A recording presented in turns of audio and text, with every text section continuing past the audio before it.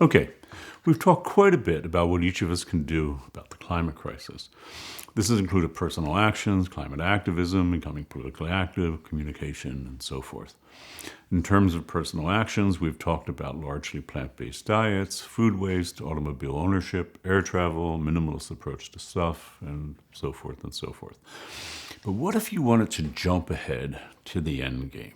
In other words, what if you wanted to actually live a largely sustainable life right now? Would it be possible here in America, in California? To be clear, what we are talking about here is reducing our greenhouse gas emissions to 1/10 of the average American's climate footprint, 10% of the average American's climate footprint. And would it be possible for more than just an individual? In other words, could a family, let's say 2 parents and 2 children, live this sort of lifestyle in America today? If so, what kind of life would it be? Could it possibly be a good life, a fulfilling, happy, meaningful life? At one point in the 2009 documentary No Impact Man, the lead character, his partner, and their small daughter are huddled in their Manhattan apartment with seemingly no electricity and only candles for light. Is this what a sustainable future would be like? Fortunately, there are other options. The documentary Being the Change, Live Well and Spark a Climate Revolution chronicles the life of Peter Kalmus and his family. That's Kalmus, his partner, and their 2 children, as they attempt to live sustainable lives. Incidentally, as Peter Kalmus is a climate scientist at NASA's Jet Propulsion Laboratory in Pasadena, California, he is particularly well positioned to accurately assess his own climate footprint. And that footprint, as it turns out, is exceptionally small. As Kalmus notes in the book of the same name upon which this documentary is based, his personal greenhouse emissions are about 1/10 of the average American's. Specifically, Kalmus's emissions amount to about 2 metric tons annually. You might recall that this is about where we should all be in accord with the Paris Agreement signed at COP21. As Kalmus notes in the book, quote, "This level of reduction, while incomplete, allows my family and me to continue a normal suburban life. This suggests that a similar reduction is well within the reach of most of us. And as more people make significant reductions and systematic alternatives to fossil fuel become increasingly available, going the rest of the way will become easier." Kalmus adds that, quote, "I still emit nearly twice as much as the average person in Bangladesh, and infinitely more than a wild, non-human earthling." In other words, infinitely more than an animal. It's interesting to note that this approach comes from a scientist, and a climate scientist at that. Given his background, we might expect Kalmus to advocate for technological solutions like self-driving cars or a new generation of solar cells built on nanotechnology. But instead, he talks about bicycle riding and humanoir. By the way, the title, Being the Change, is a reference to that quote attributed to Gandhi that I keep mentioning. Be the change that you want to see in the world. What might being the change be like in this context? Well, watch the film or read the book. Here's how the publisher describes the book on which this film is based. Quote, "We all want to be happy. Yet as we consume ever more in a frantic bid for happiness, global warming worsens. Alarmed by drastic changes now occurring in the Earth's climate system, the author, a climate scientist and suburban father of 2, embarked on a journey to change his life and the world. He began by bicycling, growing food, meditating, and making other simple, fulfilling changes. Ultimately, he slashed his climate impact to under 1/10 of the U.S. average and became happier in the process.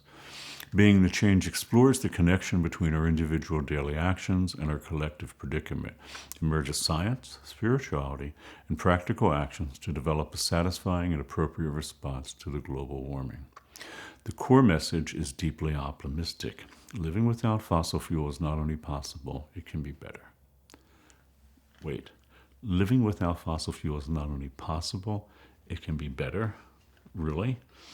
You know, we're often told that the climate crisis will mean that we need to do without a great deal of things. Cars, planes, spacious houses, beef, scores of appealing consumer products, and so forth. At face value, this sounds like a bland life of deprivation, especially when we think about the people that have all this, people who, as we say, have it all. like some people in my generation in the developed world.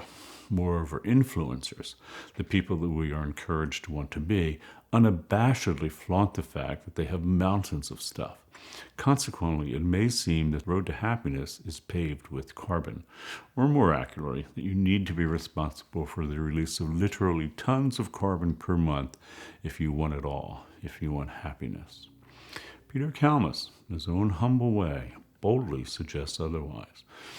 That, in fact, we have it all wrong. The stuff and our preoccupation with it will not make us happy. In fact, such preoccupations will likely have the opposite effect. I know this runs completely counter to what the companies hourly selling us all this stuff have been telling us, that having it all will make us happy, and not having it will make us miserable. All those images of contented influencers posing in private jets confirms this.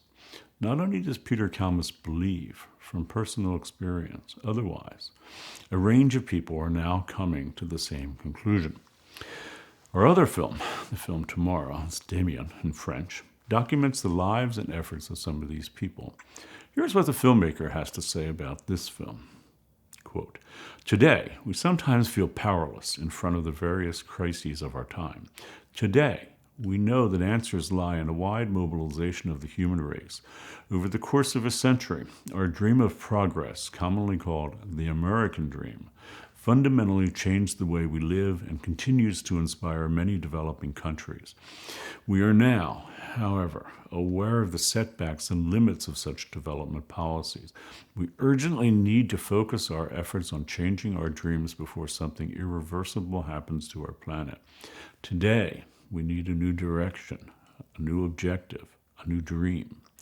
The documentary Tomorrow sets out to showcase alternative and creative ways of viewing agriculture, economics, energy, education.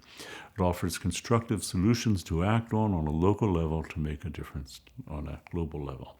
Tomorrow, as the filmmaker says, is not just a film. It is the beginning of a movement seeking to encourage local communities around the world to change the way that they live for the sake of our planet. So, I'm curious to hear your thoughts on being the change or tomorrow. Is this indeed the beginning of a movement, as they say, the filmmaker says of Tomorrow, the beginning of a profound change in the way that the way that our species inhabits this planet? If it is, and if both of these films are correct, this is a remarkable era in which we live, as everything is going to change for the better of the planet, for the better of the species, and for each of us for the better.